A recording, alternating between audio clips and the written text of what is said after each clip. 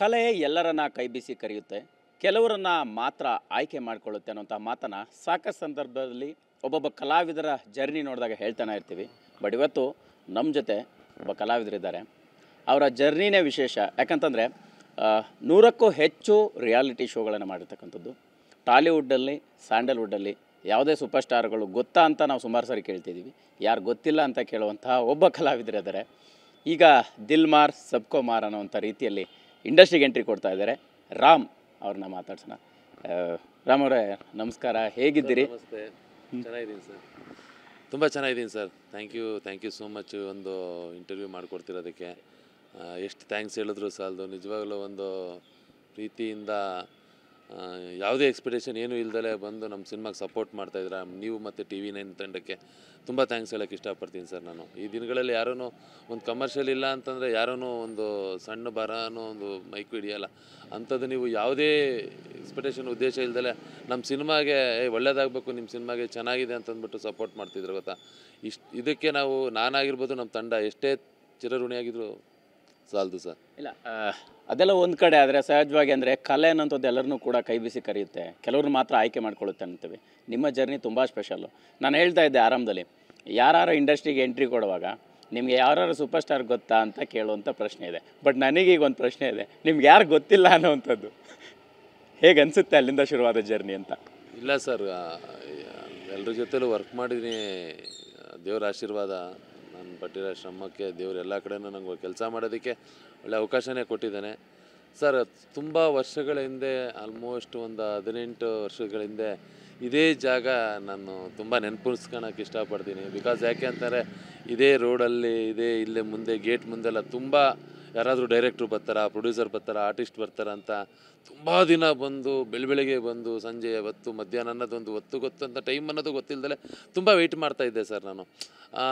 ಯಾರೋ ಒಬ್ಬರು ಪರಿಚಯ ಅಂತಂದರೆ ಏನೋ ಒಂದು ಆಗುತ್ತೆ ಅಂತಂದ್ಬಿಟ್ಟು. ಬಟ್ ಆ ಟೈಮಲ್ಲಿ ನಮ್ಗೆ ಯಾರೂ ಅಷ್ಟು ಪರಿಚಯ ಇರಲಿಲ್ಲ ಸರ್. ಯಾಕಂದರೆ ನನಗೂ ಏನೂ ಗೊತ್ತಿರಲಿಲ್ಲ ಇಂಡಸ್ಟ್ರಿ. ಓಕೆ, ರಂಗಶಂಕರ್ ಹತ್ರ ಹೋದರೆ ಒಂದು ಯಾರೋ ಸಿಗ್ತಾರೆ, ಯಾರೋ ನಾಟಕದವ್ರು ಸಿಗ್ತಾರೆ, ಇಲ್ಲ ಯಾರಾದರೂ ಒಂದು ಆರ್ಟಿಸ್ಟ್ ಸಿಗ್ತಾರೆ, ಪ್ರೊಡ್ಯೂಸರ್ ಡೈರೆಕ್ಟ್ರ್ ಸಿಗ್ತಾರೆ ಅನ್ನೋದೊಂದು ಇತ್ತು ಅಷ್ಟೇ ಹೊರತು. ಬಟ್ ಯಾರೂ ಕಾಂಟ್ಯಾಕ್ಟ್ ಇರಲಿಲ್ಲ ನನಗೆ, ಏನೂ ಆಗಲಿಲ್ಲ. ಎಲ್ಲೋದ್ರೂ ಒಂದು ನಿರಾಸನೆ ಆಗೋದು. ಯಾಕಂದರೆ ಒಂದು ಗಾಡ್ ಫಾದರು, ಒಂದು ಯಾರಾದರೂ ಒಂದು ಲಿಂಕ್ ಇಲ್ಲ ಅಂತಾರೆ ಇಂಡಸ್ಟ್ರಿಗೆ ಎಂಟ್ರಿ ಆಗೋದು ತುಂಬ ಕಷ್ಟ ಸರ್. ಅಂಥ ದಿನಗಳನ್ನ ನೋಡಿದಂಥ ಟೈಮ್ ಸರ್ ಅದು. ಬಟ್ ದೇವ್ರ ದಯೆಯಿಂದ ಎಲ್ಲೋ ಒಂದು ಕಡೆ ಟೆಕ್ನಿಷಿಯನ್ ಆಗಿ ಒಂದು ಕೆಲಸ ಮಾಡೋದಕ್ಕೆ ಒಂದು ಅವಕಾಶ ಸಿಕ್ತು ಸರ್. ಹಾಗೆ ನನ್ನ ಜರ್ನಿ ಸ್ಟಾರ್ಟ್ ಆಯಿತು ಸರ್. ಎಸ್, ಅದೇ ಈಗ ಒಂದು ಸಿನಿಮಾ ಕನಸು ಕಾಣುವಂಥದ್ದು ಸುಲಭ ಅಲ್ಲ. ಸೊ ಸಿನಿಮಾ ಜರ್ನಿ ಶುರುವಾದಾಗ ನಾನು ಈ ಸ್ಟಾರ್ ನೋಡಬೇಕು, ಆ ಸ್ಟಾರ್ ಜೊತೆ ಯಾಕೆ ಮಾಡಬೇಕು, ಆ ಸ್ಟಾರ್ನ ನೋಡಬೇಕನ್ನೋಂಥ ಕಲ್ಪನೆಗಳಿರುತ್ತೆ. ಬಟ್ ನೀವು ಟಾಲಿವುಡ್ಡಲ್ಲಿ ಅಲ್ಲು ಅರ್ಜುನ್ ಅವರು, ರಾಮ್ ಚರಣ್ ಅವರು, ಬಾಲಯ್ಯ ಅವರು ಸೇರಿದಂಗೆ ಅವ್ರ ಜೊತೆ ಕೆಲಸ ಮಾಡುವಂಥದ್ದು, ಒಂದು ಕಿರುತೆರೆ ರಿಯಾಲಿಟಿ ಶೋಗಳಿಗಾಗಿರ್ಬೋದು ಮಾಡುವಂಥ ಅವಕಾಶದಿಂದ ಹಿಡಿದು ಸ್ಯಾಂಡಲ್ವುಡ್ನ ಎಲ್ಲ ಸೂಪರ್ ಸ್ಟಾರ್ಗಳ ಜೊತೆಗೆ ಶಿವಣ್ಣ ಆಗಿರ್ಬೋದು, ಯಶ್ ಅವರಾಗಿರ್ಬೋದು, ಸೊ ಧ್ರುವ ಅವರಾಗಿರ್ಬೋದು ವರ್ಕ್ ಮಾಡುವಂಥ ಒಂದು ಅವಕಾಶ ಸಿಕ್ತು. ಅದು ಹೇಗೆ ನಿಮ್ಮ ಜರ್ನಿಗೆ ಸಪೋರ್ಟಿವ್ ಆಗಿತ್ತು, ಕಲಾವಿದನಾಗಬೇಕನ್ನೋ ಕನಸಿಗೆ ಸ್ಫೂರ್ತಿ ಆಯಿತು ಅನ್ನುವಂಥದ್ದು? ಸರ್, ನಾನು ಕಲಾವಿದ ಆಗಬೇಕು ಅಂತ ಕನ್ಸ್ಕೊಂಡಾಗ ನಾನು ಜರ್ನಲಿಸಮ್ ಮಾಡಿದ್ರೆ, ಅಲ್ಲಿಂದ ರಿಪೋರ್ಟ್ರ್ ಆದರೆ, ನಾವು ಫಿಲ್ಮಿ ರಿಪೋರ್ಟ್ರ್ ಆದರೆ ಇಂಡಸ್ಟ್ರಿಗೆ ಹೋಗ್ಬೋದು, ಏನೋ ಒಂದು ಲಿಂಕ್ ಸಿಗುತ್ತೆ ಅನ್ನೋ ಒಂದು ಕನಸು ಹೊತ್ಕೊಂಡು ನಾನು ಜರ್ನಲಿಸಮ್ ಮುಗಿಸಿ ನಾನು ಬೆಂಗಳೂರಿಗೆ ಬಂದೆ. ಆದರೆ ಅವಾಗ ಮುಗಿಸ್ಕೊಂಬಂದರೆ ನನಗೆ ಇಂಗ್ಲೀಷ್ ಅಷ್ಟು ಗೊತ್ತಿರಲಿಲ್ಲ ಸರ್. ಇಂಗ್ಲೀಷ್ ಗೊತ್ತಿಲ್ಲದ ಕಾರಣ ನನಗೆ ಎಲ್ಲ ಕಡೆ ಕೆಲಸಕ್ಕೆ ರಿಪೋರ್ಟ್ರಾಗಿ ತಾಣೋದಕ್ಕೆ ತುಂಬ ಇದಾಯಿತು. ಅದಾದಮೇಲೆ ತುಂಬ ಟ್ರೈ ಮಾಡಿದೆ, ಒಂದು 6 ತಿಂಗಳು ತುಂಬ ಕಷ್ಟಪಟ್ಟೆ. ಎಲ್ಲ ಕಡೆನೂ ಎಲ್ಲ ಡೈರೆಕ್ಟ್ರು ಪ್ರೊಡ್ಯೂಸರ್ ಹೋದೆ, ಎಲ್ಲೂ ಆಗ್ತಿರಲಿಲ್ಲ. ಹಿಂಗೆ ಯಾರೋ ಒಬ್ಬರು ಡೈರೆಕ್ಟ್ರು ಕಾರ್ ಡ್ರೈವರ್ ಕೆಲಸ ಖಾಲಿ ಇದೆ ಅಂತ ಅಂದ್ಬಿಟ್ಟು ಕೇಳ್ಪಟ್ಟೆ. ಅವರು TV ರಿಯಾಲಿಟಿ ಶೋ ಡೈರೆಕ್ಟ್ರು. ಅವ್ರ ಕಡೆಯಿಂದ ನಾನು ಅವ್ರ ಹತ್ರ ಹೋಗಿ ಕೇಳ್ಕೊಂಡಾಗ ನನಗೇನೂ ಬೇಡ, ನನಗೆ ನಿಮ್ಮ ಹತ್ರ ಒಂದು ಕೆಲಸ ಮಾಡೋದಕ್ಕೆ ಜಾಗ ಕೊಟ್ಟರೆ ಸಾಕು ಅಂತ ಕೇಳಿದಾಗ ಅವರು ಆಯಿತು ಅಂತ ಒಪ್ಕೊಂಡು ಅವ್ರ ಜೊತೆ ಕೆಲಸ ಸೇರ್ಕೊಂಡೆ. ಒಂದು 3 ರಿಂದ 4 ತಿಂಗಳು ಅವ್ರ ಹತ್ರ ಡ್ರೈವರಾಗೇ ಇದ್ದೆ ನಾನು. ಅಲ್ಲಿಂದ ಡ್ರೈವರಿಂದ ನಾನು ಡೈರೆಕ್ಷನ್ ಟೀಮಿಗೆ ಕನ್ವರ್ಟ್ ಆದೆ ಸರ್. ಯಾಕಂದರೆ ಯಾವುದೋ ಒಂದು ಸನ್ನಿವೇಶದಲ್ಲಿ ಅವರು ಏನು ಓದಿದ್ಯಾ ಅಂತಂದಾಗ ನಾನು ಹಿಂಗೆ ಎಲ್ಲ ಮಾಡಿದ್ದೀನಿ ಅಂತಂದಾಗ ಡೈರೆಕ್ಷನ್ ಟೀಮಲ್ಲಿ ಕೆಲಸ ಮಾಡ್ಬೋದಲ್ಲ ಅಂತಂದ್ಬಿಟ್ಟು ಒಂದು ಅವಕಾಶ ಕೊಟ್ಟರು. ಆ ಡೈರೆಕ್ಟ್ರು ಬಂದುಬಿಟ್ಟು ಆಲ್ಮೋಸ್ಟ್ ಕನ್ನಡ, ತಮಿಳ್, ತೆಲುಗು, ಹಿಂದಿ ಎಲ್ಲ ಲ್ಯಾಂಗ್ವೇಜಲ್ಲೂ ಕೆಲಸ ಮಾಡ್ತಿದ್ರು ಸರ್. TV ರಿಯಾಲಿಟಿ ಶೋಗಳಿಗೆ ತುಂಬ ಹೆಸರುವಾಸಿಯಾಗಿದ್ದರು. ಅವ್ರ ಹತ್ರ ಸೇರಿದಾಗ ನನಗೇನಂತಾರೆ, ಇಂಡಸ್ಟ್ರಿಗೆ ಬರೋದಕ್ಕಿಂತ ಬಿಫೋರ್ ಆ ಸ್ಟಾರು ಈ ಸ್ಟಾರ್ನ ಇವ್ರನ್ನ ನೋಡಿದ್ರೆ ಸಾಕು ಅನ್ನೋದೊಂದು ಖುಷಿ ಇತ್ತು. ಹತ್ರ ಬಂದಾಗ ನಾನೇನಾದರೂ ಒಂದು ಮಾಡಬೇಕು, ಏನಾದರೂ ಒಂದು ಕಲಿಬೇಕು ಅನ್ನೋದೊಂದು ಉತ್ಸಾಹ ಬಂತು. ಕಲಿತಾ ನನ್ನಲ್ಲಿದ್ದಂಥ ಒಂದು ಗುರಿ, ಕನಸು ಯಾವತ್ತೂ ಅದು ನನಗೆ ಹೊಡೆದು ಎದ್ದೇಳಿಸೋದು ಸರ್.